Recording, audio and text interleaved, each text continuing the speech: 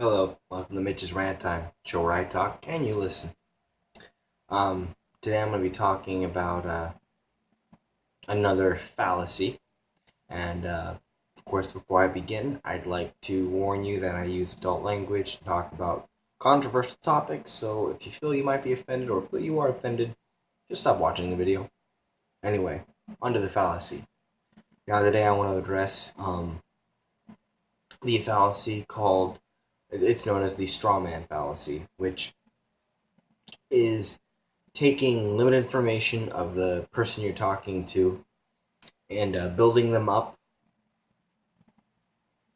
on some exaggerated assumption and making up and even asserting uh, values, beliefs, positions, facts, whatever on their part, whether they said that or not, and tearing it all down. Pretty much, you're inflating a balloon and popping it and saying, see, look, that person was weak. Well, that person wasn't a person, they were a balloon. Same as a straw man. You're building up a straw man, you're lighting it on fire, and you're knocking it down and saying, see, they weren't fireproof. The straw man said he was fireproof, but he wasn't. Well, the straw man didn't say they were fireproof because the straw man isn't really the straw man, it's someone else.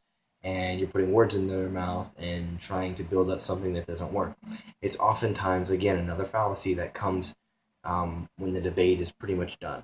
And usually the person building the straw man has either lost the debate or doesn't quite grasp who they're talking to, um, and instead goes off on a tangent because they're upset, something's too personal for them, or they just cannot wrap their mind around what the other person is saying.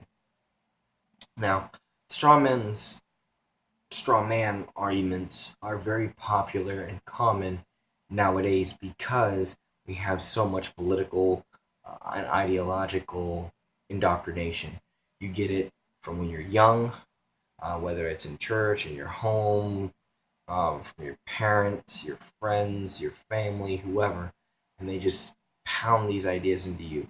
When we're sitting watching our favorite new or our parents' favorite news programs with them when we're young, and hearing what they have to say, political talking heads, even some of our teachers end up pouring these ideas, these false kind of boogeymen of opponents into our heads. Now, oftentimes this comes from being living in a false dichotomy, which I've gone over before, which is a fake, dilemma. It's narrowed down to two choices when it's not really just that. These two choices oftentimes are kind of exclusive, or they are kind of on this, not necessarily opposites of each other, but maybe different areas, and it's definitely fake, or building up this belief that you're either one way or the other. And when you live in a false dichotomy, when you have a political system that's based on a false dichotomy, you end up getting a lot of straw man arguments built up towards each other. And this happens a lot. A lot of times people will resort to straw man arguments to try and tear someone down when they're losing a debate or when they don't know how to handle it. Um, I've said that before already, but an example would be, say I'm arguing with I've had this happen a lot. I'm arguing with a more progressive person about, say, gun control, and I'm saying, well, we don't need as many gun controls. It's kind of unconstitutional. Bring up the Second Amendment, bringing my right to self defense, my individual rights. Might bring up the founders and what was going on. They'll have some compelling arguments, but maybe they'll go a little far and start to say, "Oh, what do you think that the government's just going to come after you and take all your guns? We don't want to take your guns. What are you talking about?" They might even start making other assertions and assumptions. I have people do this by saying, "Oh, we're not going to come and take you Christian nut jobs away," and then go in there and have to stand up and say, "Wait a minute, I didn't say I was a Christian. I didn't say I was worried about government taking my guns. I'm just explaining to you that I have a right to defend myself. I have a right to own property. I have a right to these weapons, these devices, and for you to try and put your views upon me is wrong, and then to try and strawman me and build me up as something I'm not is idiotic and just obviously disingenuous and unintelligent act on your part. Um, and I have this happen with conservatives too. Anytime I'm defending freedom from religious privilege, from religious tyranny, I get thrown under the bus as this communist leftist that's just wants to destroy religion, that wants to um, do away with individual freedom and take away guns and all the.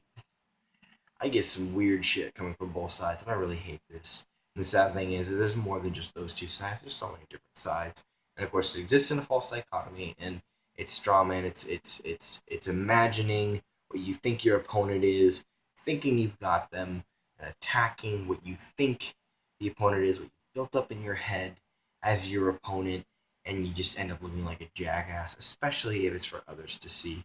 When it's a personal conversation, you typically only look like an idiot to the person you're talking to. You think you're winning. However, when it's out in the public, when it's in a public forum like social media or a publicized debate, um, you just look like an idiot. And it's sad because this is so common. This is so common because, as I've said before, it's indoctrinated into ourselves. It's indoctrinated into our culture. It's indoctrinated into our ideologies, our principles, our political views, our religious views, our morals, our values. It's indoctrinated into believing in one way or the other. You can only be morals if you're secular. You can only be moral if you're religious. You can only be right if you're conservative. You can only be right if you're progressive.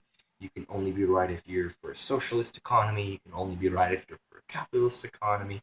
There's no meeting in the middle or considering the numerous alternatives to these types of thinking. Like me, I'm a libertarian. I identify more as a libertarian, very classically liberal libertarian, or I could say a moderate libertarian. I definitely am a little bit closer to the conservative and progressive um, rung on the authoritarian anarchist ladder. And in all honesty, I'm still closer to anarchist than authoritarian than they are, but I am close enough to compromise and see what they're coming with.